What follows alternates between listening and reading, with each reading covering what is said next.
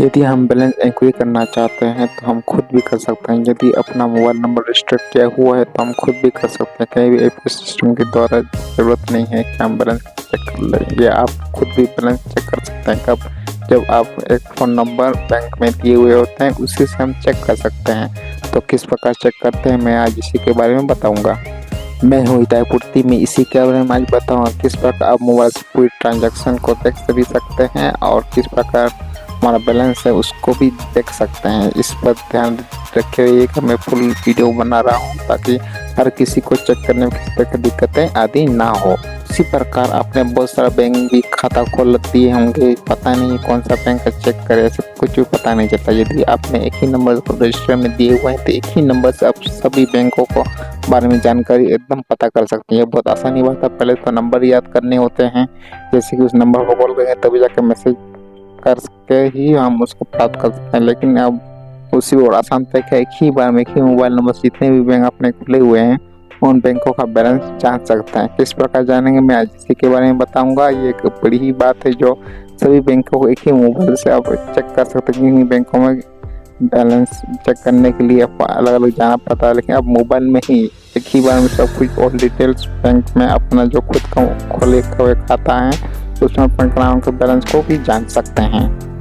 आपने बहुत दिनों पहले खाता खोल दिया हुआ, आपको उसके बारे में याद नहीं है, लेकिन अब इसी के द्वारा आप उन पुराने बैंकों को भी याद कर सकते हैं जो ये अपना बैंक भी है और कितना बैलेंस भी है, सब कुछ डिटेल्स आ जाता है। बस मोबाइल नंबर जो दिए हुए हैं उस वो ही होना चाहिए ताकि सभी तरह का जो दिक्कतें आदि जैसे चीज़ें होते हैं हमारा खाता उसमें है कि नहीं है। ये तो मोबाइल नंबर पता ही है, मोबाइल नंबर कई सारे बैंकों में दिए हुए हैं, तो इसी बैंक के जरिए आप सबको बैलेंस इंक्वायरी कर सकते हैं। किस प्रकार करेंगे इसको भी वीडियो को पूरा देखें तभी जाके इसके बारे में जान सकते हैं। यदि नहीं देखेंगे तो जानकारी पाने में असंभव हो जाता है। इसीलिए मैं इस वीडियो को लाइक शेयर और कमेंट जरूर कीजिएगा।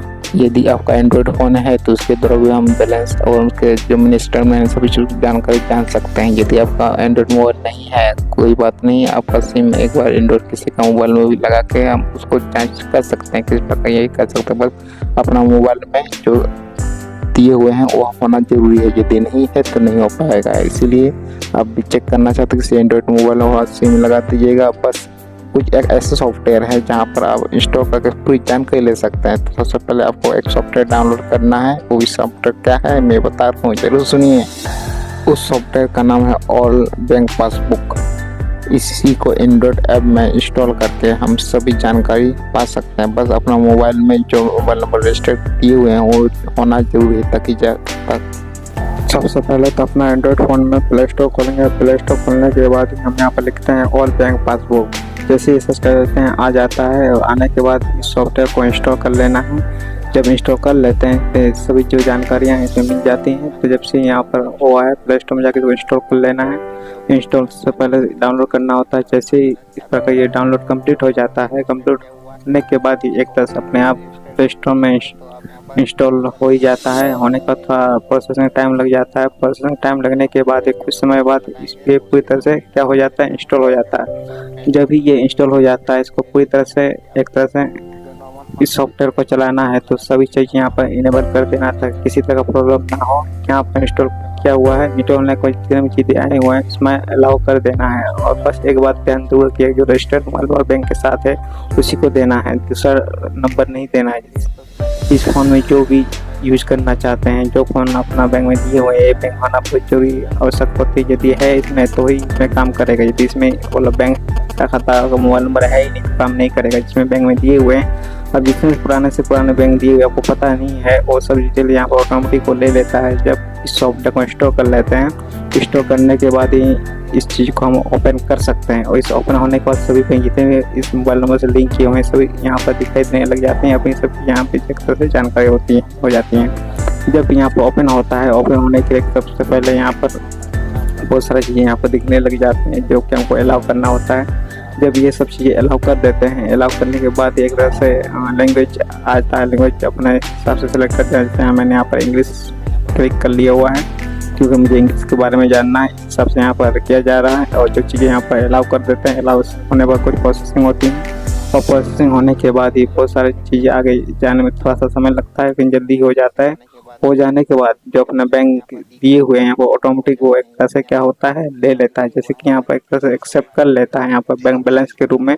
बहुत सारे बैंक यहाँ पर आए थे जिसमें जिसने आपने खोले पुराना पुराना जो खाता बंद नहीं हुआ है वो सब चीज़ यहाँ पर सभी बैलेंस जो चीज़ें आपको पता लग रहा है कि ये खाता बंद हुआ है लेकिन नहीं बंद हुआ है, इसमें कुछ बैलेंस वैलेंस दिखाई देंगे। जैसे कि मैंने यहाँ पर लॉगिन ऑटोमेटिक मोबाइल में जो दिए गए हैं वो ऑटोमेटिक वो ले लेता है, जो रहता है उसी के हिसाब से वो करता है। जैसे कि यहाँ पर ओपन हो जाता है, ओपन होने के बाद में जितने भी बैंक इस नंबर पर लिंक हुए सब चीज़ें आ जाते हैं, इसमें सब बैलेंस इंक्वायरी दिखने लग जाता है। अगर हम SMS के जरिए भी करना चाहें तो उसमें देख कर ही मैं बैंकिंग का स्थिति में SMS के द्वारा कॉल करके SMS के द्वारा भी प्राप्त किया जा सकता है, या फिर मिनी स्टेटमेंट भी इसमें डाला जा सकता है, जिसका हम चाहे तो यहाँ से डाउनलोड भी हो सकता है। बहुत सारी चीज़ें एक बार इस सॉफ्टवेयर को इंस्टॉल कर लीजिएगा। इंस्टॉल होने के बाद जितने भी चीज़ें हैं सब चीज़ यहाँ पर समझ में आ जाता है। एक बार आप सब इसमें एक बार ट्राई जरूर कीजिएगा।